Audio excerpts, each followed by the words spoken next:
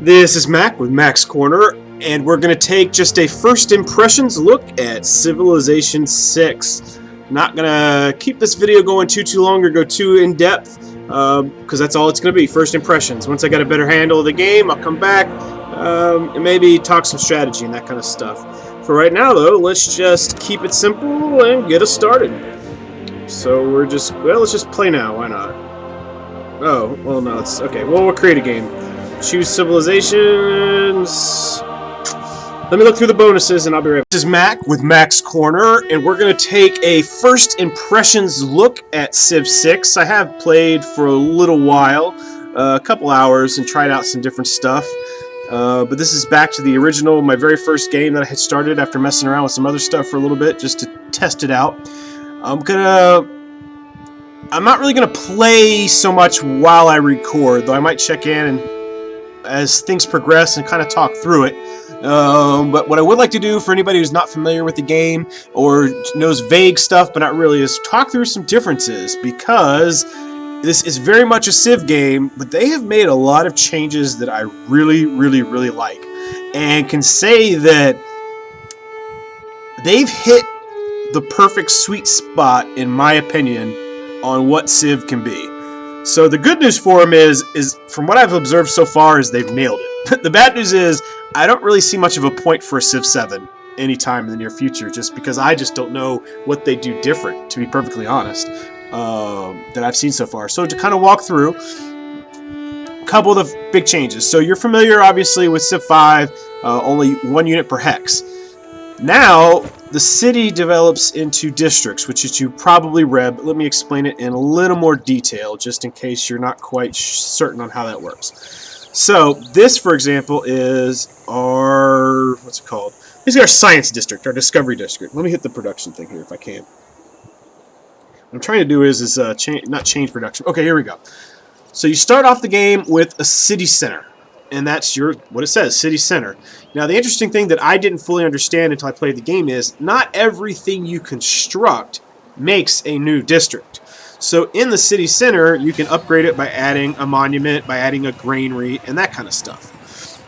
Then you get districts. So before you can get a district, you've got to build for the district. You've got to build the district first. So, for example, a holy site. Now, as you can see, a holy site, different districts are going to have different... Alright, let me slow down just a little bit here. So, depending on where you place different types of districts, you're going to get different kinds of bonuses. So if you look, if we were to place this holy site here, where there's stone, we're getting +4. But, what does that mean? Well, it means that we're not going to get the benefit of using this as a quarry, which I like. Because what makes games interesting is when you have to make decisions where it's not clear, there's not always a best choice, which this game does really well. You have options, and it's your job to take your situation, the terrain around you, and the nature of the game, and make the best decision for the circumstances you're in, which I love. And how it works with the city-states, or city-states, with these sites is once you build the holy site, just like I built the campus and the theater. So I've got those built. Still got to build these other ones. So this is the theater district, which is right here. So the district itself actually does nothing for you. It just identifies it as a district, and if you place it right, you get bonuses. But what happens is the amphitheater. When you build the amphitheater, it's going to be built in the theater district. You don't get to pick where else you put it. Similar concept with the library. When you build the library goes into your science district. So essentially, you are prioritizing whether you want to... You have to make the decision to prioritize if you want to do religion, culture, or science, or production. And we'll get to why that's pretty critical here shortly. But at the end state, because the districts are all split up, you can't just keep your army sitting in the town center, which I like. It really makes you have to use the map substantially more, which I learned the hard way, but it worked out okay in a second, which I'll explain. But before we get to that point, now you see sort of in general how district works, which means if you are doing really well at a certain specific culture, science, holy site, whatever, it can become a very tempting target for an enemy to come pillage all your stuff. Now, you have two types of improvements. One is the traditional improvement, which you will recall from good old Civ, where you build builders. That's what builds quarries, farms, and all that good stuff. Here is a huge improvement, which I like. Guess what happens when you tell your builder to build a quarry or a farm or a plantation? It gets built in one turn. What the heck? That's crazy, I'm sure you're saying. Well, here's the thing. At the beginning of the game, your builders can only build 3 things, and then you lose your builders, and you got to build another one. So you can't just do like we used to do in the old Civ, where build 1 or 2, builders or settlers and hit them on auto improve and have them improve everything. I like this system much better because it means you have to be much more thoughtful on what you're prioritizing to improve, and it keeps that kind of stuff. Keep in mind that in Civ we're talking about turns that last years and years, right?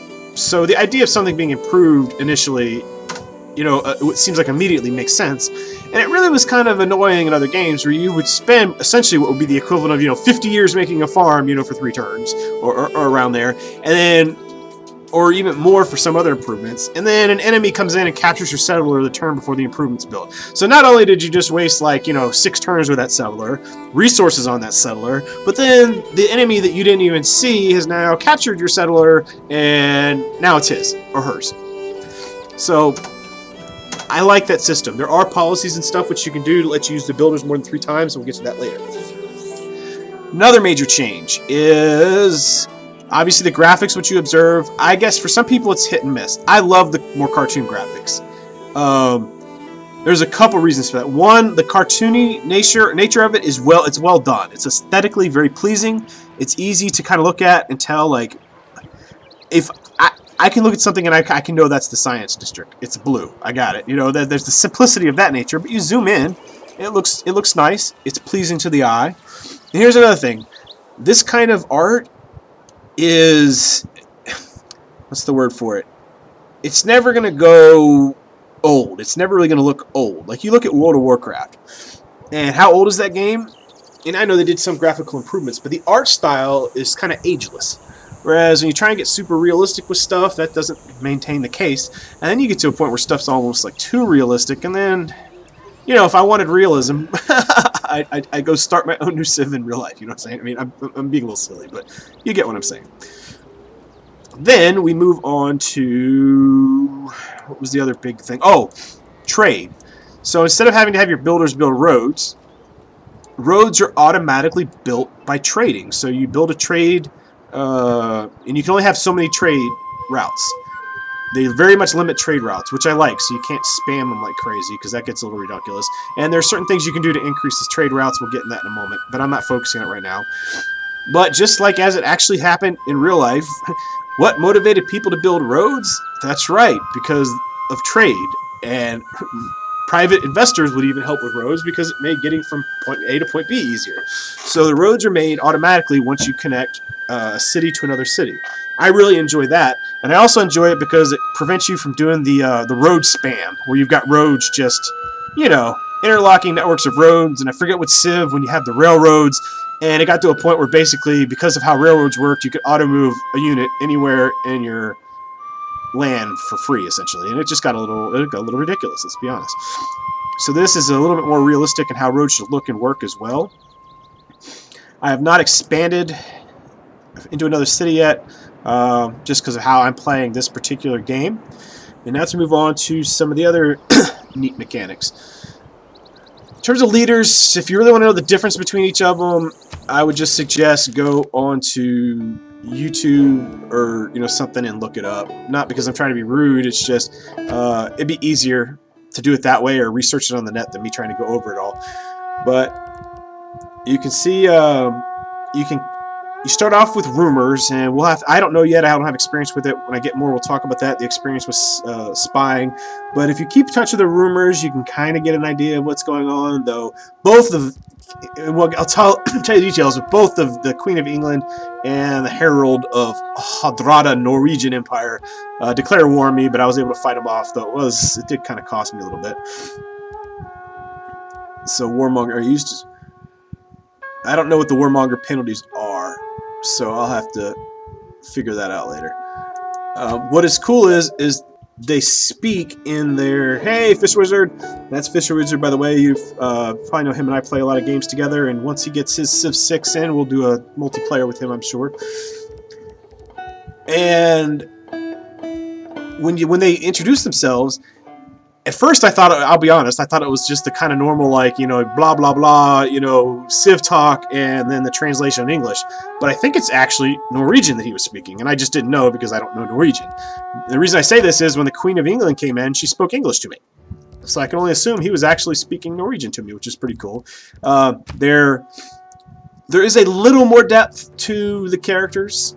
I would say if there's any one thing to improve in future Civs, it's still going to be the AI and your ability to execute diplomacy with them on a more seemingly personal level. But they're very engaging. The expressions on their face can tell you a lot. I like how they speak in their actual language. There's a unique, you know, character for each one, as opposed to whatever that expansion was for Civ 5, the space one, I forget what it's called. Civ Beyond, I think, which was, in my opinion, a huge disappointment. But whatever, that's not what we're talking about. But the interactions so far have been very entertaining and pleasing. Moving on to one of the major changes, well, the second one I would call most significant change, which I also like. So you have your tech tree. Nothing really new here in terms of, you know, you're not going to see a bunch of new text. It's been streamlined, I think, a little bit more. As you can tell, it's not quite as... there's not as many texts, it doesn't seem like. But it takes, this is on standard, how's it called? Standard timeline. So this isn't epic or short. The text do seem to take a little bit longer to research, but not by much. But here is the cool thing about the text. You see these boosts? Found a city on a coast. Kill a unit with a slinger. Build an iron mine. Why is that important? Because if you do any of these things for the boost prior to researching the technology, or even while researching it, it researches half of the technology for you. So it will take you half as much time to research a technology if you have done the boost to get that technology. I have not really tried to right now to go for any boost. It's just as I've been playing my normal game, I've been getting them. But I can see once you understand the game better and I understand the game better, there's going to be a lot of strategy to not just how you go down the tech tree, but doing activities and playing in a manner which is going to let you go down that tech tree as efficiently as possible depending on what you want to do. So that is one huge change that I really enjoy. And the smaller tech tree is balanced off considerably. By now, they treat culture and religion and kind of government as a tech tree. So this is your culture tech tree. And just like you earn research points, you have to build stuff to earn culture points. And as the culture points go down, you earn different bonuses. And once again, just like the other one, if you do different activities, it gives you boost to the culture tech, for lack of a better word. But once again, even though I'm calling it a tech, it uses culture points, not research points. These research points give general benefits, let you build buildings that, you know, basically give you access to certain buildings that used to be accessed through the science tech, is now accessed through the Civ's tech tree. And that's important because as you go through, these are the governments. You start off in chiefdom, and then as you research your culture tech, you get options to do one of these three, and then eventually one of these and one of these for different strengths and weaknesses, which you can look at now and go through kind of on your own. Unlock for 50 gold. What can I unlock for 50 gold? I don't know. I have to look at what that is later. Okay, hold on. Boost of... Huh. I'll have to figure out how that works. Well, I got 55 gold. Let's just hit it and see what happens, I guess. I don't even know what that did. I guess it lets... Oh, maybe it lets you change again? Oh, I guess it lets you switch government again. So I didn't exactly want to do that, but whatever. These are your policies. These cards are earned through how far down the tech tree you are, what text you've researched. Oh, only that turn? Really? Damn it. Well, that was a waste of money. I'll probably wind up loading after this just not to waste money. I just didn't know what that did. But, so, as you research stuff, you get access to these cards. And you have this military cards, economic cards. These are the diplomatic cards and they call them wild cards, I think. And what cards you have available are based off of how far down the tech tree you've gone and where you've gone. Now, when you go to your government, you have your policies. Each government allows you a set number of each type of card. And certain leaders, I believe one of the Greek leaders is one of them, one of their bonuses is they give you an additional slot for a wild card, for example. So you get to pick and choose of your available cards which ones you want to enact at any given time. And I said, the type of card, the number of cards and type is based off government. So I really like that system as well. It gives a lot of flexibility. It makes you have to adapt your strategy in different ways. Basically, it gives a lot of different ways to play the game. And finally, we have religion. Similar concept to the tech tree, just it's not quite necessarily a tree. And I haven't gotten too far down this line because I didn't really focus on it. So as you can see, I've got 0.7, earning 1 a turn. So I can't speak too much to it other than tell you, once you get 25 points, you get to create a pantheon, which is just kind of a concept.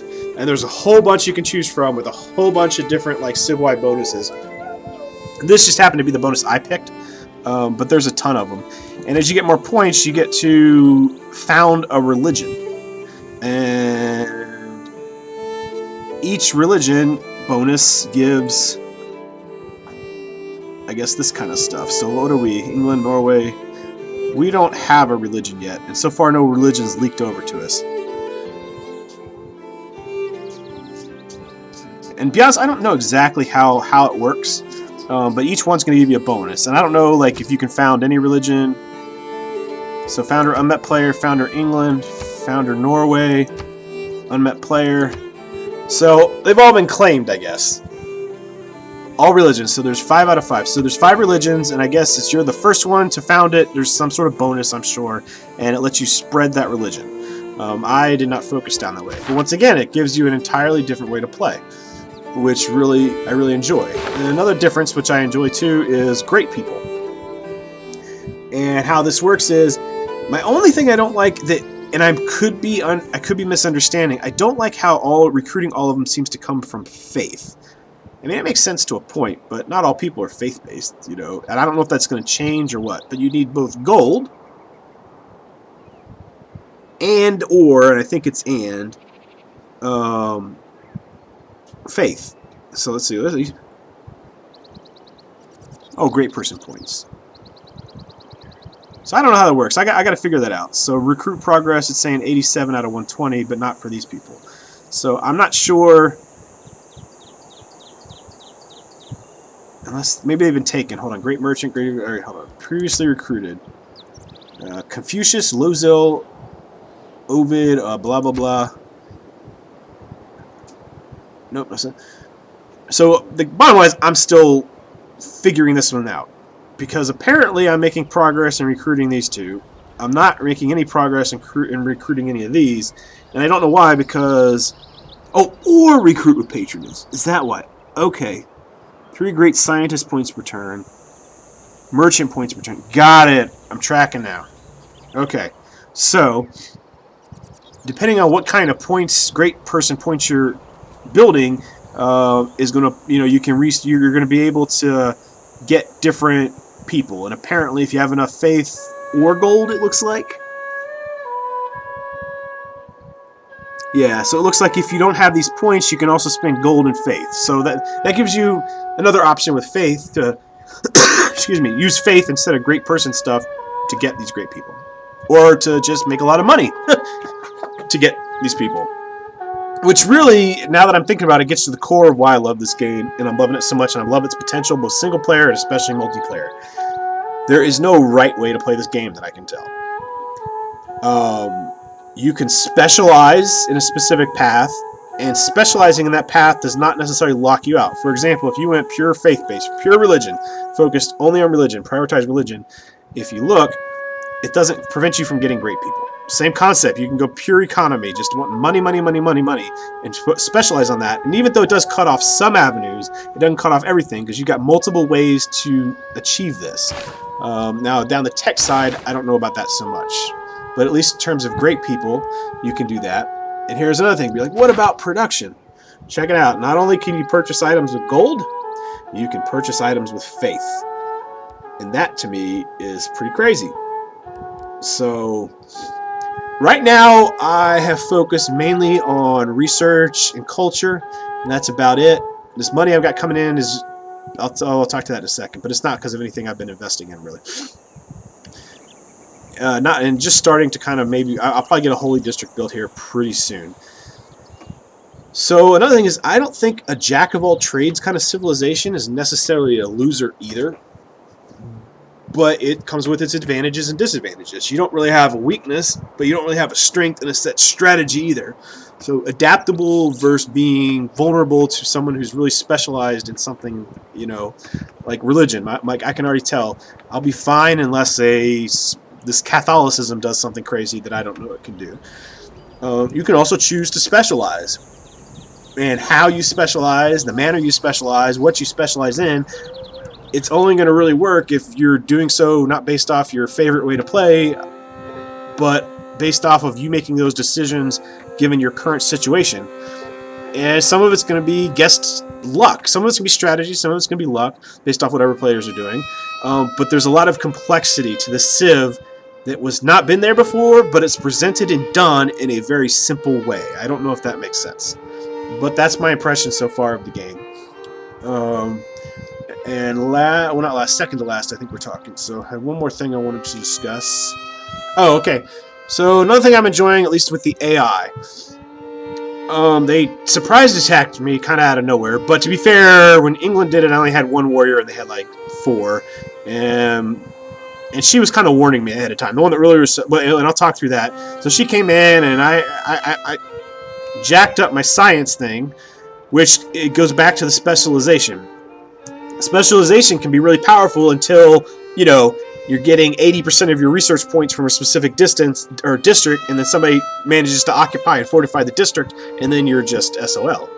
You know what I mean? And since it's not locked in the main city, capturing the main cities are hard. Districts, they're no harder really than anything else. So I like that concept. You can't just, you know, wall yourself in, because in real life that wouldn't work. You know what I mean? And when you think about it, you know, during any civil war or any war, if everybody just occupied a city and just stayed there and let them run wild over the countryside, it's not going to work. Anyways,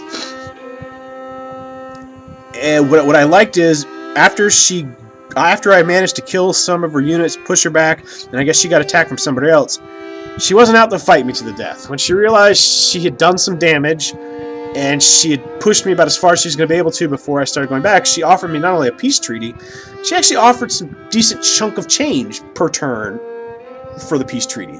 So if you see, I'm getting +1 for Victoria for 1 more turn. I've been getting +8 from Harold Hardrada for 7 turns. So it's going to go down. But that's where all this money's been coming from, has been from winning the wars, which is cool, because that's kind of how it worked in real life, especially during this time period. And with the Vikings too, if they got it at the same time, I might have been in trouble. But by the time he came, I had already built up a decent-sized army. He did the same thing though. Came in once again, jacked up my science district, which once again set me back. So they did do damage. I mean, they definitely put, you know, all I did was kill some of their units, but they certainly slowed my progress down.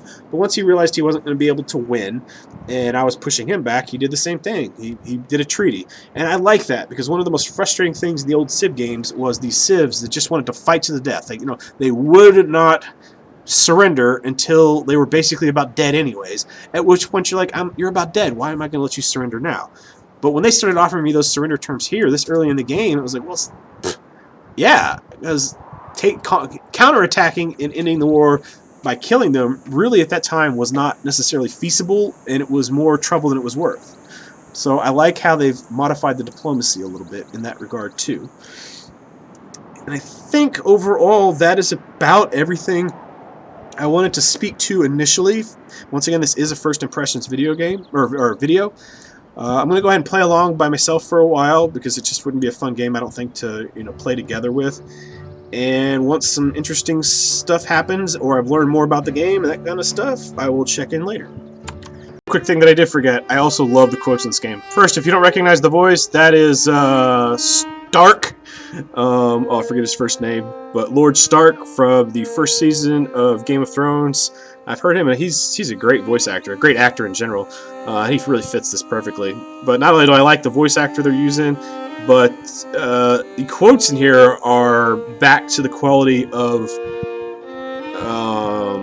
Alpha Centauri, in my opinion. So some of the best quotes, even as a kid, I ever remember from anything were the quotes from Alpha Centauri. And it's not that things weren't always good or didn't have their moments, but so far in this game, the quotes are back up to the quality of that, and I'm loving them. So that's another thing I'm enjoying about the game. And one more time, I keep forgetting just little tiny things that make a huge difference too that I love. So the wonders, I didn't even talk about those at all. One, as you're probably already aware, they have to get built in their own terrain too. But they don't just have building restrictions and that kind of stuff. Not only do you have to research the right tech, so i.e. if you go pure science, there's going to be certain cultural wonders you're not going to have access to, right? There are building requirements for some of the wonders. For example, the Hanging Gardens has to be built next to a river. If you're not next to a river, you can't build it. So, in the first game, it was like, well, it's got to be, the Colossus has to be built in the ocean, and that was about it. Either it had to be built in an ocean city or anywhere. Now, not every wonder, but most wonders have got some sort of requirement. So, another example is the pyramids. The pyramids have to be built in the desert.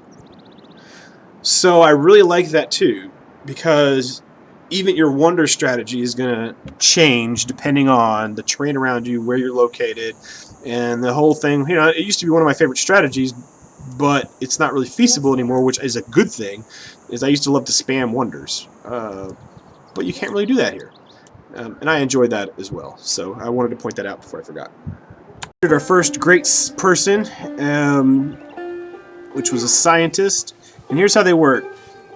Well, I don't know if they all. So they show up as a unit. I'm not sure how it works with all of them, to be honest. It looks, I don't know. We'll have to figure it out as we play along. At least for scientists and the one I recruited, you can keep them on the field, and you get bonus healings for any unit within one tile. You can also choose to create an escort formation with them, so instead of having to keep them separate, you can escort them with a unit, which I kind of like too. So they're not nearly as vulnerable as they were in the previous games. But as nice as that kind of is, it's not really used for right now, and I like something that I can keep. So I don't know if they can get captured or died, but that seems risky. So I went ahead, and you can also retire them. By retiring them, they remove from the board, and you can obviously no longer use them for this effect. I'm getting this effect. So it's sped up a technology for me, and in the future, when I have wounded units and they heal, they're going to heal +5 per turn. So nothing overly essential or game-breaking, which is probably a good thing. But I went ahead and did it. You can save your points for the next. So keep in mind, after you spend points, it looks like it opens up for the next one. So if you see, there's a lot of different great people you can get, and they have to be claimed is what it's looking like one at a time. So by spending my points there, I lost them, and if somebody else was close behind me, they're going to be the first ones to get the next one. So that's actually pretty interesting and neat too, because it's going to mean, like, do you grab what you can now, or do you wait and try and get something later? Who knows. I'm liking that also. Of course, it's going to give a benefit to people who are more familiar with the game or do the research, because, like, right now, I don't even know what great person comes up next. So it's hard for me to judge, do I want this or not, when I don't even know what the next one's going to look like or how many points it's going to cost. But that's fine. So yeah, I'm liking that, and as we do different types of great people, I'll kind of check in with them. So there's the great scientist, and we'll see if any of these other ones work any differently. This is what I kept in the back of my mind. I was like, I'm forgetting something. This is what I forgot to talk about. City-states are handled a lot differently this time, and once again, in a way I like. So if you are the first person to discover the city-state, you get an automatic envoy. And you'll see why that's important in a second. Instead of having to send them gold and that kind of stuff, they've turned even city-states into its whole other thing that you can focus effort on. So right now, we're getting.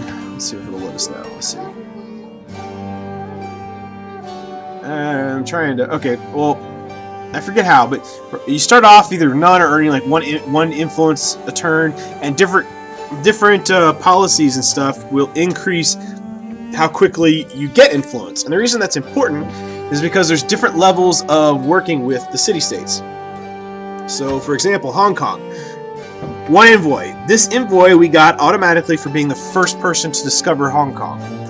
If you're not, you don't get the free envoys. So being the first, so exploring can be very helpful. It also makes exploring early on in the game a much more potentially, useful thing to do, because if you're the first one to discover all these city-states, that's going to be pretty helpful. And just having discovered the city-state and having one envoy, you get a bonus. So +2 production in the capital when producing wonders, buildings, and districts. That's pretty money, right? Now, if we send 3 envoys, and keep in mind, as we build every 100 influence points, you get another envoy, you get these bonuses. And then 6 envoys are here. And then, even though it's only 3 envoys, as long as you have 3 and more than any other civilization, you get all of these bonuses. So, city-states are a much more, not only... focusing on city-states is not only a much more viable and interesting strategy than it was in the last game, even though I love their introduction, they are used much more effectively here. And honestly, it's more efficient and better to ally and work with them and get these bonuses, in my opinion, than it is to conquer them at this point. So I went ahead, even though I do like production, I started focusing on non-modal because of the cultural bonuses. And why I felt that was important is because obviously more culture means quicker moving down the culture tree to quicker get a government, which is going to let me do more to influence. Now, if we go look at the government type, though, so view governments, my government type right now does not give us any diplomacy, which it's these green cards that are going to increase the amount of influence points. But I went with autocracy because I like the +1 boost to all yields. That's pretty money. And I like the speeding up wonder production, because I've always enjoyed wonders for a variety of reasons. I like the massive benefits. I like denying them to other people, and my favorite part is I like watching them get built. I like looking at them on the screen, especially on this new map. Just looks neat to have a bunch of them. And then finally, I love the quotes that come with them. So unlike other games, though, I'll probably have to play this quite a few times before you see the quotes for everything. But we could have gone with one of these other 2, which would have been better if we were going to prioritize and focus on building relations with city-states. So I just wanted to put that out there so you're aware. Now, since we need a total of 6, do we not have more than any other envoy? So who else? Influenced by 3 civilizations. Okay, so England's got as many as we do. That's why we're not getting those bottom bonuses. Construct a campus district. I thought we did do that. We did construct a campus district, so I don't know what's going on with that. Or maybe we did already and I got the reward? I don't know, that's weird. So I'll have to look at that later. So now the decision is, do I want to start putting envoys here? Create a great merchant, mobile kid, okay. Still, I guess I needed to have made the campus district after we met them, I suppose. But since we already have one, we'll have to wait till a new city, I guess.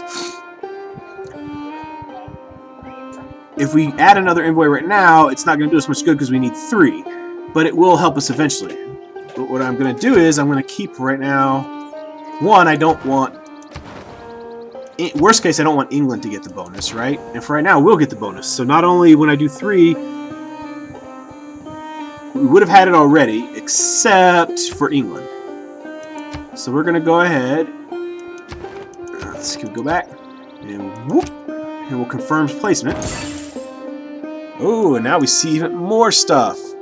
Now let's go check it out real quick. So, city-states. And now we're the suzerain. And this is what it means if you're the suzerain. So I'm not going to read it, but you can read it, and I'll move on. So England just converted our city to Protestantism. Protest. They've made them Protestant. There we go. What that means for us, to be honest, I have no clue. So I'll try and find out. I don't really know if it means anything as long as we don't fight the religion, but obviously if a religion spreads enough, there's probably a way to do a religious victory that way. For right now, though, I'm not going to let it affect how I'm playing until I learn more. At it now says we are Protestant, so there's 6 followers of Protestant. Washington, London, I don't know, I guess 6 cities, so a total of 6 cities. So ours, and I'm gonna guess 5 from England. So I guess this is the number of cities, and right now 2 are Judaism. I think 5 Norway cities, maybe. No, I don't. All right, now I don't know. I'm guessing, to be perfectly honest. I don't know exactly how this is calculated because it can't be 6 American cities because I've only got 1. But then if there are 6 falling Protestant, why does it say? Oh, are these are not. Oh, they're done by city. 6 out of 11. Interesting. It's going to be interesting to keep an eye on to see what effects that have, because the honest answer, I don't know. But the interesting, though, is in some ways this is a benefit, because all world wonders provide +4 faith. I've got 1 world wonder, and guess what? Now I'm getting +4 per turn. So in terms of faith, that has helped me out quite a bit. So this will be interesting. We'll see how this plays out. England and Norway now went to war with each other. So first they went to war on me individually, I beat them back, now they're going to war with each other. So I'll just let them beat the snot out of each other and keep on trucking on. This time we're going to get to claim a great writer, so let's see what that's going to do for us. The Canterbury writings. Activate a district or wonder with an available great works slot. I don't know what any of that means. Let's find out. So we'll go ahead and recruit him. This writer has been inspired by our civilization and comes to our lands to create great works of writing. I suggest we find somewhere to house these masterpieces immediately. Okay, yeah, tell me more on that one.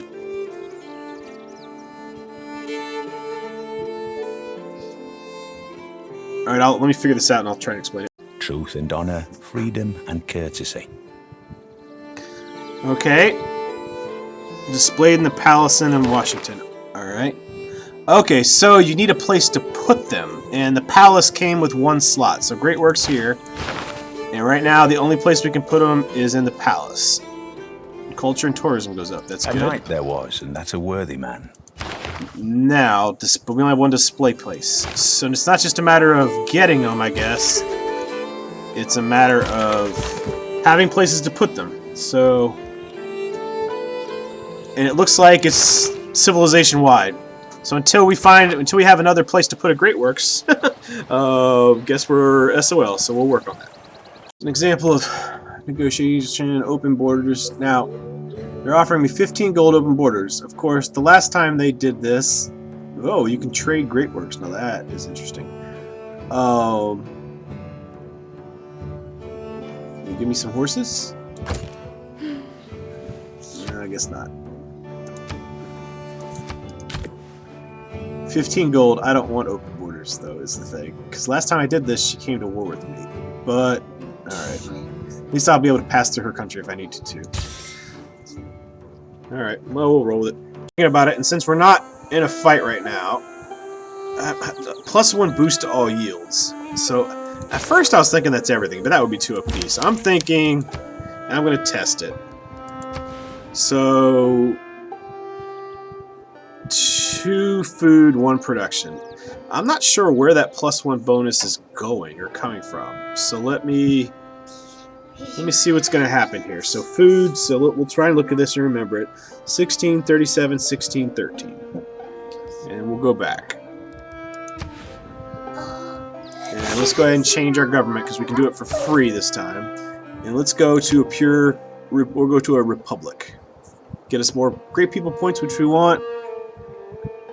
All cities with a district receive +1 amenity, which we really want, because I didn't talk about that either. I'll get to that in a second, but that actually is going to be an even more valuable one. I should have started at Classic Republic, now that I'm thinking about it. So, it's alright, though. So we'll switch. Alright, now we don't need military policies, and quite frankly, even though they're okay, unless you're really going pure military, they aren't all that grand. Okay, we don't need this right now, maybe eventually, but this is going to be pretty money. At least for right now. Great writer per turn. Yeah, it works. I like the writers. I'm liking those bonuses, but if I can just figure out where to put the works. And 2 economic policies instead of 1. So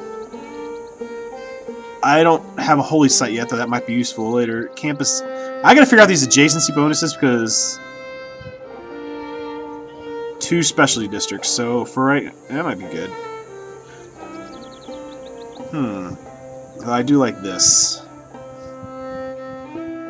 Interesting. We're not building any wonders right now is the problem, but we will, and that's going to be useful.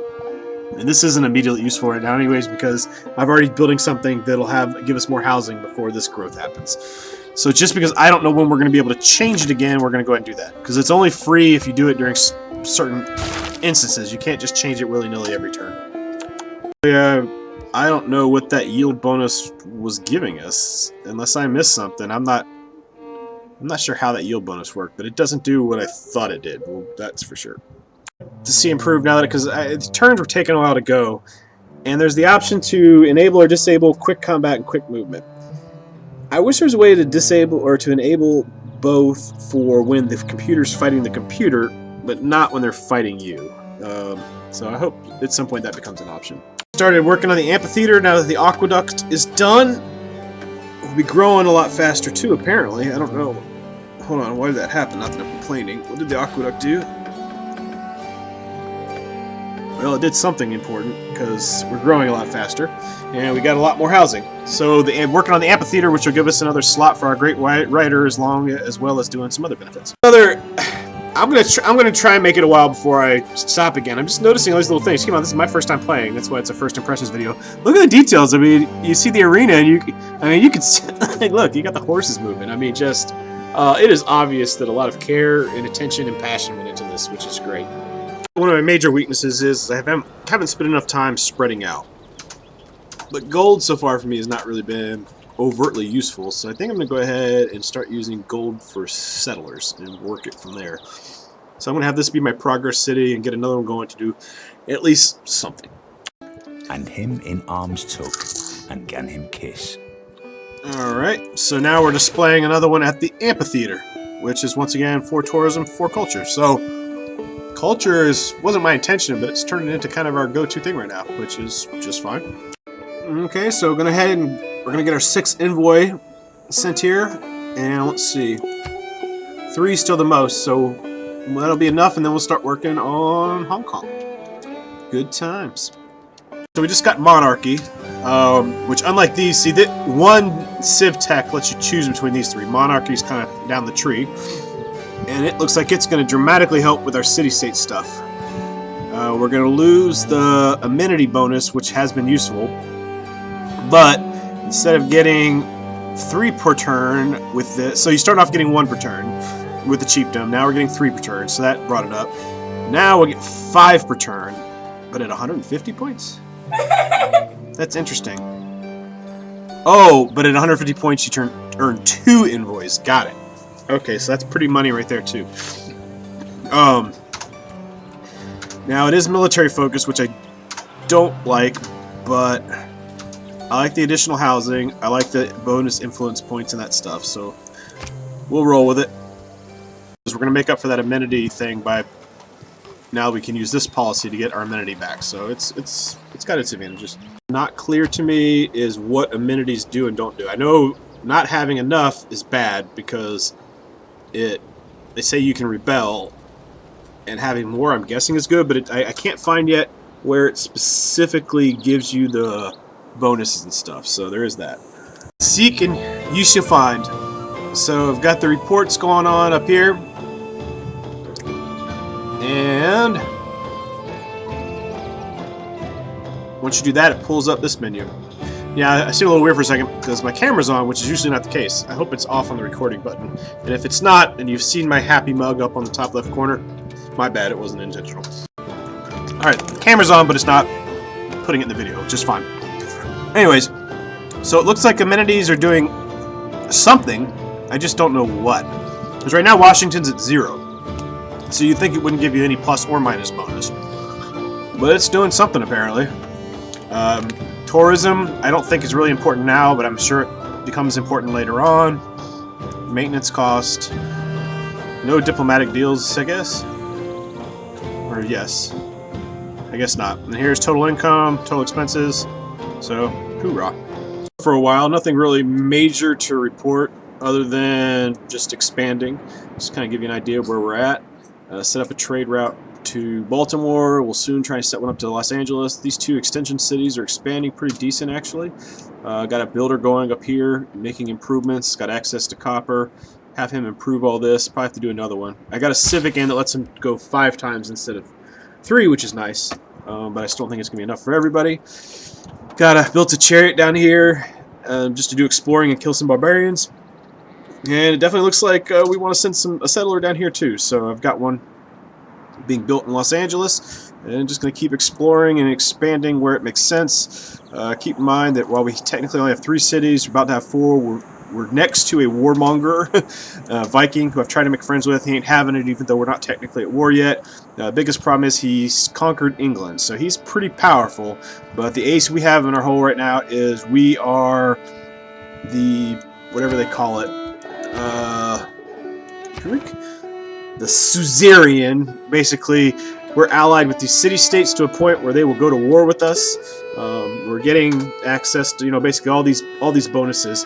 One more envoy to Hong Kong, which I thought we had already. Maybe not. Nope, not yet. But we should be getting one soon, I guess. Yeah, we got 134, so we'll be getting one soon. At which point we'll be getting all the bonuses from these 2 city-states and move on from there. Whoop. So, did something weird. Let me figure out what I did on accident. Do that. Alright, I'll be back. I'm trying to figure out what the heck I did to the map, but here is the strategic view, which is actually kind of cool. In the sense that you can zoom out and you can pretty clearly, given how much area you're looking, tell what's what, especially once you understand what the icons are. So that's kind of cool. So just FYI on that. And, oh, looks like we're good to go again. So yeah, I don't know what I hit, but the reason I started recording again was, one, just a quick update. Really nothing's different than what I described was going to happen. We've moved into the industrial era, and what I think is really neat is not only do each of the cities apparently have a unique look in terms of like what their capital looks like, and at least some of their buildings, they said, but I was told that every civilization is supposed to have a unique look about it.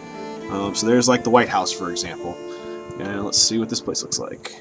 Yeah, so that's kind of cool. Even if all it is the palace. Oh, but if you look, it's got a very Asian theme going on to it. So, which is pretty cool. Hong Kong's not... Yeah, well, it's in the industrial area. That might explain why. My other thing is, it's not just that updates. I think it's really cool if you look, the farms update and look more modern. The mines update and look more modern. And just everything. So, just wanted to point that out. Another little graphical thing that seems small, but it makes a really big difference when you're playing, especially the hours you put into this game. Alright, so it looks like I misspoke earlier in the game now that I've actually made some religion. You can't... So, yeah, don't spank me too hard. As I said, it was first impressions.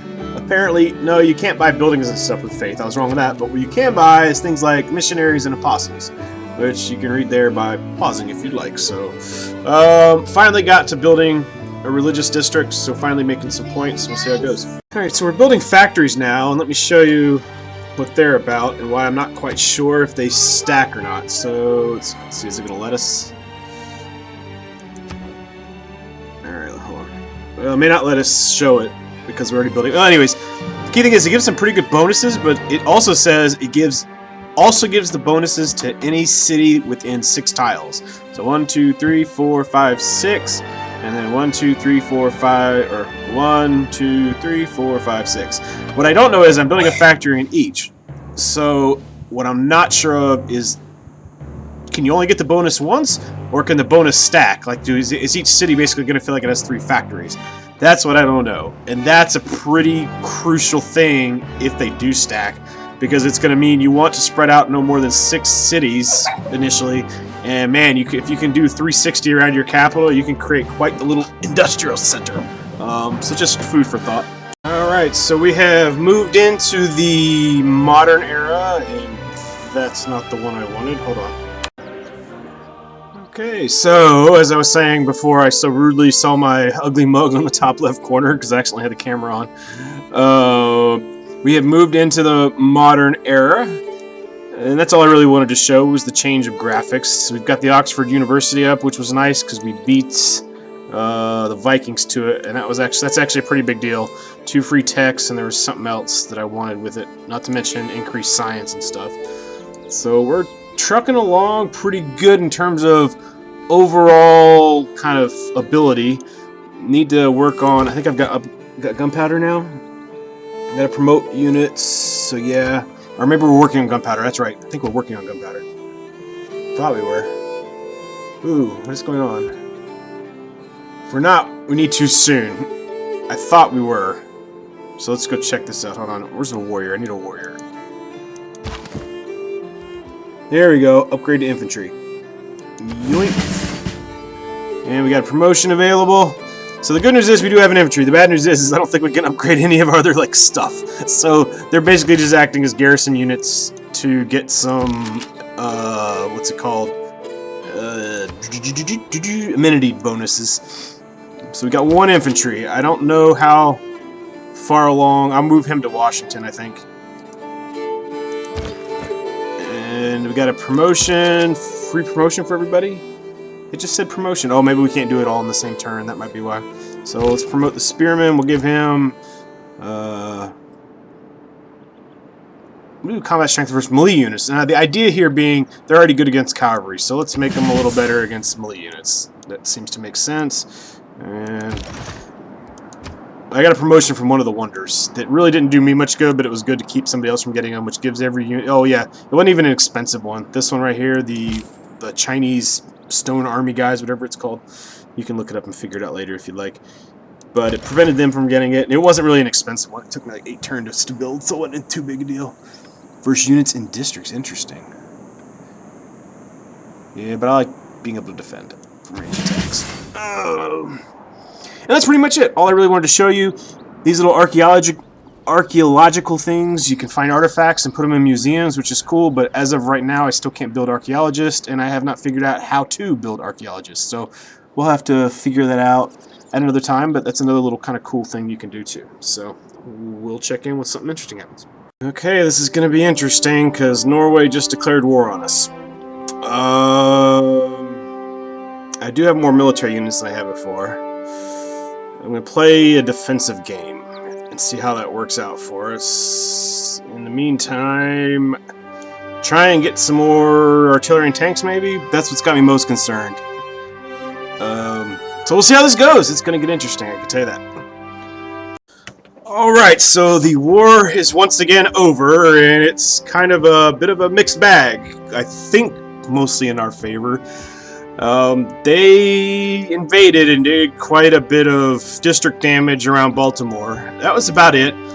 A lot of fighting back and forth, lost a lot of units, killed a lot of units. Was able to invade and do some damage and get some stuff back from them too, so this here was me. It's one of those interesting things about this game though. It is... districts are very vulnerable, but cities are pretty hardcore, though the defense looks like...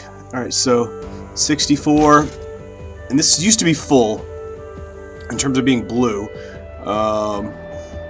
I tried to artillery leads, and I don't know if it's because of the era they're in or what, but their cities seem to be a lot more effective at blowing up my units than my cities, so couldn't really go on the offense, stayed on the defense, but defending is substantially easier though, because even though they can do a lot of damage, your units heal pretty quick, and with your cities firing on stuff too, even mine that weren't as effective, it seemed to do okay, but it was at a cost of set me back pretty bad in terms of production.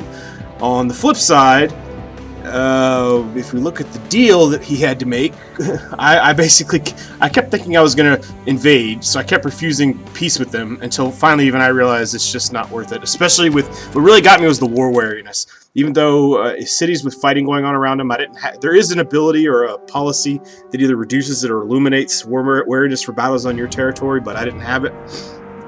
And so war wariness was making it like production in Washington and Baltimore get ridiculous. However, let's see if it'll let me try to figure out where it'll show the deals. Let me find out where it'll show the deal and I'll be back. Well, it was somewhere. Now I can't find it. I could have sworn there was a way to look at current deals. But regardless, let's go make deal anyways. And I got 2 cities. I'll show you where those are in a second. So before I took a peace treaty with him, I got 2 cities from him. A whole bunch of gold, though. Wow, he just got a whole bunch back. What the hell? That's a lot of gold. I got like thousands of gold. Somehow he's got 30,000 gold. I don't know how he managed to do that. But okay. Oh,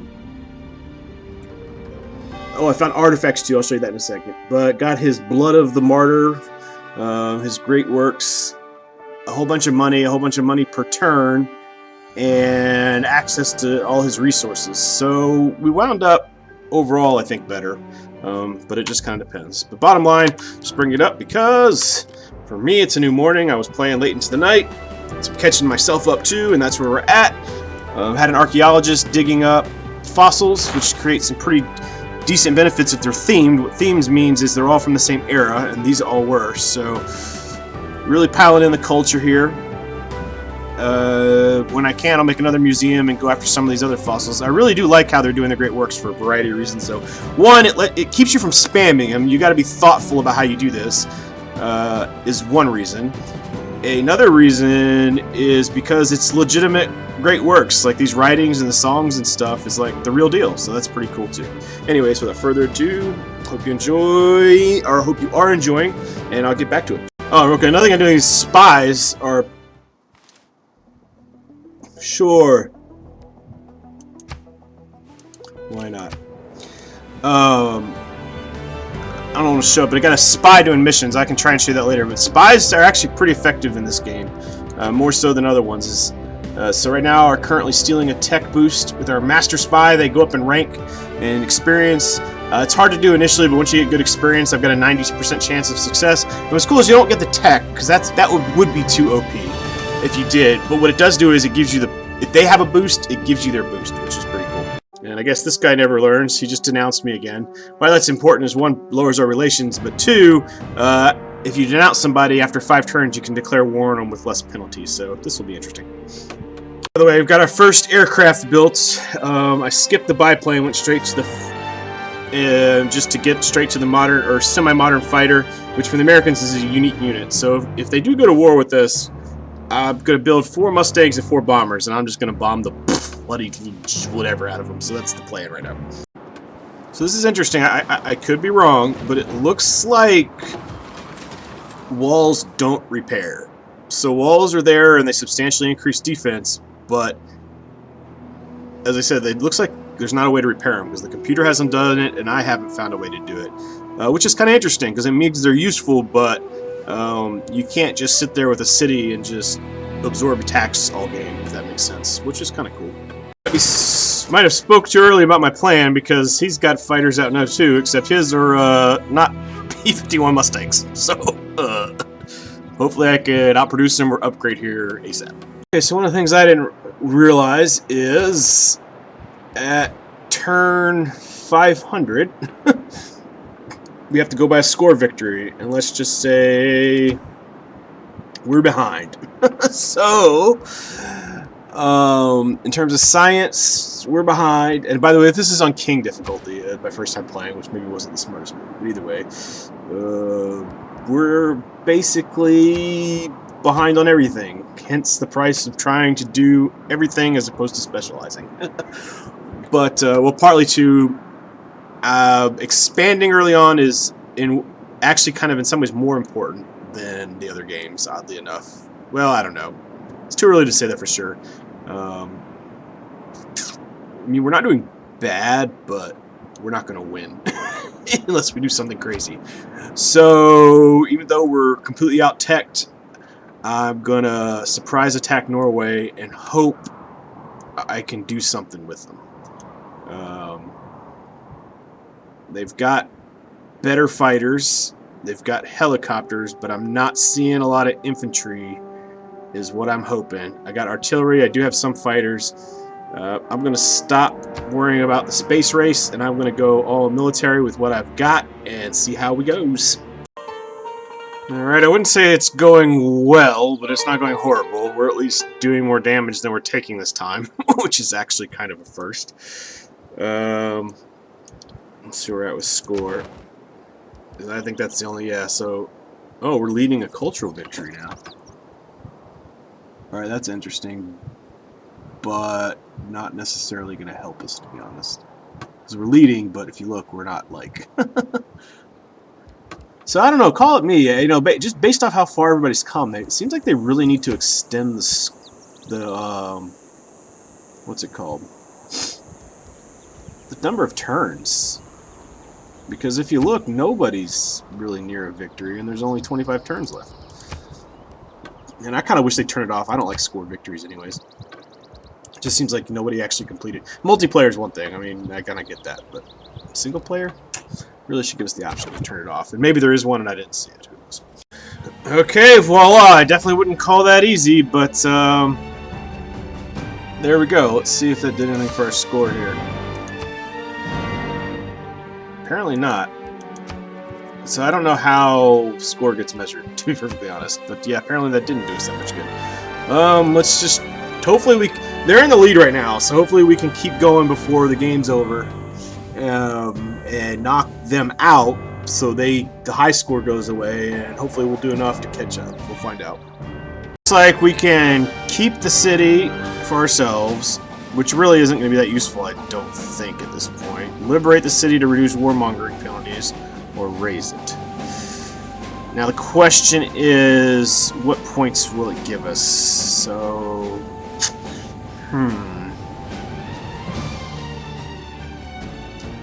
they'll definitely come back happy with this, so there's that. So let's just go ahead and liberate the city. Why not? Alright, and England is back in the game, it looks like. Wait. Are they? Are they not? I liberated it. I don't know, maybe we gotta wait a turn or something. I don't know. Well, let's find out. Well, we'll figure it out. Plastic. Interesting. So first you can steal a boost, and apparently if you steal again, you can actually steal the tech, maybe? Or did I... Oh, no. Maybe I just got it. They said my spy got it, so I don't know. Oh! I was researching it, and my tech stole the boost and got it. Okay, so that's what happened, sorry. Oh, and England's back in the game. Let's see, are they our friends? I would hope so, after we help them. Our relationship neutral. But we liberated you! Okay, well... Can we declare friendship? Let's be friends. Oh, fine then. Okay, so we did capture the city. This one. But I don't know much what to do. Well, let me try to end the turn first. Oh, hold on, let me back. Okay, so... we're, pulling closer, but... it ain't over yet. So, still working on it. So we got 455. Norway's just a little bit above us. But then Arabia has pulled ahead. So we got, looks like 8 turns left. So this is gonna be this is gonna be close. Okay, here it goes. We got, if the 500 turn thing's accurate, we got 4 turns, and it looks like we are about to take the city. All right. So they've got 1 city left, but we did get their capital. And I don't think we'll be able to get that in 4 turns. So the real question's going to be...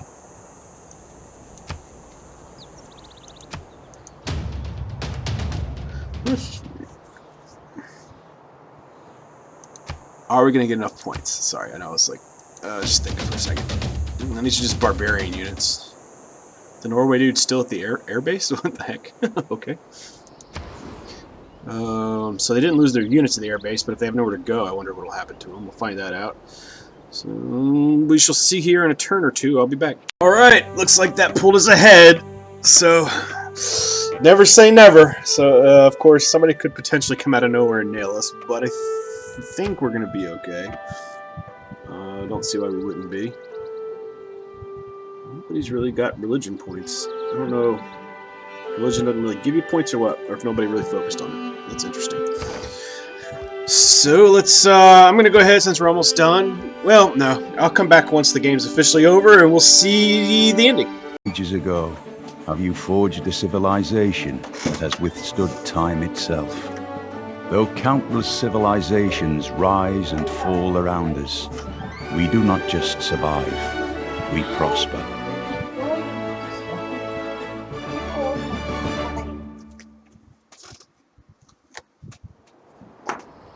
Alright, so pulled out a victory by the hair of our skin. Promise I didn't save scum, just got lucky plus, you know, maybe a little tiny bit of skill. So is that it? That's all? Let's see, hold on. Okay, info ranking. Where do we fall at? Did we not make it? We had score 500 and something. So great an artist, I die. Is that us? Yeah, because we didn't hit 600. Wow. Okay, well, we've got a lot of improving to do to get our score higher, I suppose, but still. A W's a W. I don't know, I'll play around with this if you guys probably aren't interested. So, hope you enjoyed this first impression look. And I guess sort of a quasi-score strategy. So, it seems, based off just this one playthrough, you either need to specialize pretty hardcore and go for one of the specialized victories, and if you're going to try and kind of be a jack of all trades, it looks like the way to do it is through a score victory, I guess.